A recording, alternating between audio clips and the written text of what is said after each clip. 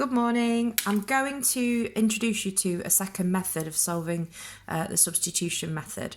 Solving simultaneous equations, and it's called the substitution method. You'll have to excuse me because I'm trying to hold the camera and write and think and do the maths at the same time.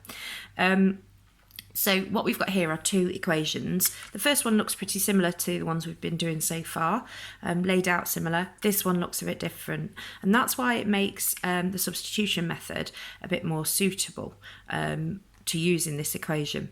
On this one, we're quite lucky because y is actually on its own already. So what we're going to do is we're going to use the fact that y is equal to 4x minus 11. It's exactly the same as 4x minus 11. They've told us that it's the same thing.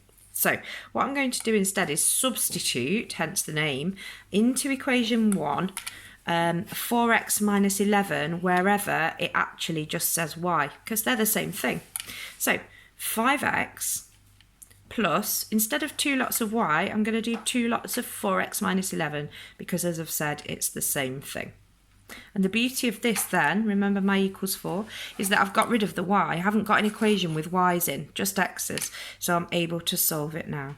So I'm going to expand the brackets. So I get 5x plus 8x minus 22 is equal to 4. I'm going to tidy this up, so that gives me 13x minus 22 equals 4. I'm going to add 22 to both sides, so 13x equals 26, and so simply divide by 13, so you end up with x is 2. And this is exactly the same now, this is exactly the same now as any other simultaneous equation, because we need to find y. Look at equation 2 though, it's absolutely perfect for finding out y. So y is equal to 4, and instead of writing x, y is equal to, instead of writing x, I'm going to write 2 here, because I've found out what x is, and take away 11. So that gives us 8, take away 11, which is minus 3. So the answer here is x equals 2, y equals minus 3.